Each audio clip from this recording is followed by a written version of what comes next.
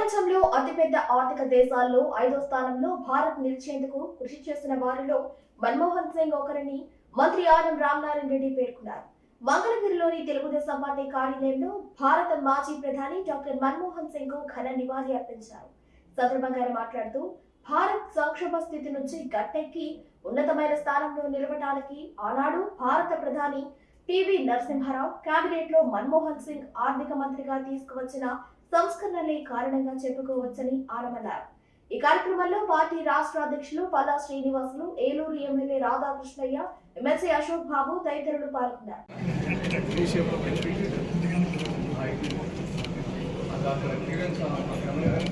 Amar high Manmohan Singh, Amar high Manmohan Singh గారు, Amar high Manmohan Singh గారు, జోహార్ జోహార్ Manmohan. Telugu Desam party కేంద్ర కార్యాలయంలో భారత మాజీ ప్రధాని డాక్టర్ మన్మోహన్ సింగ్ గారికి వారి అంతిమ యాత్ర జరిగే సందర్భంలో ఘనమైన నివాళులను అర్పిస్తూ కొన్ని విషయాలని వారి గురించి ప్రస్తావన చేయాల్సినటువంటి అవసరం.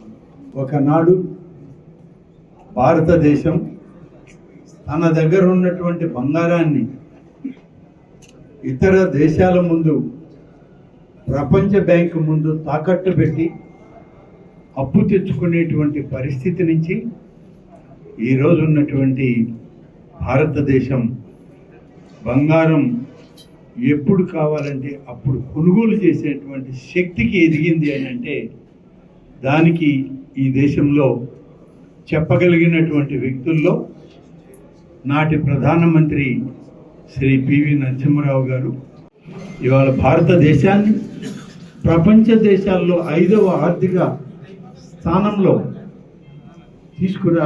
ఉంచగలిగినటువంటి అనేక సంస్కరణలు తీసుకొచ్చిన తర్వాతనే ఈరోజు భారతదేశం ఉన్నతమైన స్థాయికి రాగలిగిందని చెప్పి చెప్పక తప్పదు. పార్టీతో కొలమానం చేయలేము.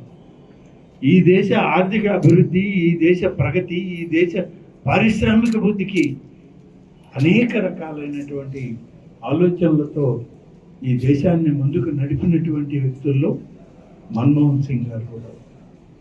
మరి వారితోటి ఉమ్మడి ఆంధ్రప్రదేశ్లో ఉన్నప్పుడు ప్రధానమంత్రిగా శ్రీహరికోటకి రాకెట్ లాంచింగ్కు ఆయన వస్తే ఆ సమయంలో ఆయనకి దగ్గరగా రాష్ట్ర ప్రభుత్వం నుంచి మినిస్టర్ ఇన్ వెయిటింగ్గా పనిచేసేటువంటి అవకాశం నాకు కలిగింది.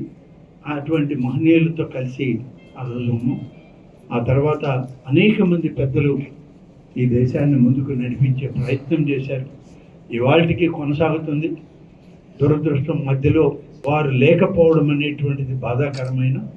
ఇవాళ ఈ దేశ ప్రగతిలో భాగస్వాములైనటువంటి అటువంటి పెద్దలందరినీ కూడా స్మరించుకోవడం, నివాళులు అర్పించడం, వారి కుటుంబానికి తెలుగుదేశం పార్టీ తరఫున, ఈ రాష్ట్ర ముఖ్యమంత్రి చంద్రబాబు నాయుడు గారి తరఫున, మా తరఫున ఆ కుటుంబానికి సానుభూతిని వ్యక్తం చేస్తూ వారికి ఘనమైన నివాళులను అర్పిస్తూ వారికి శాంతి కలిగించాలి అని చెప్పి భగవంతుని కోరుకుంటూ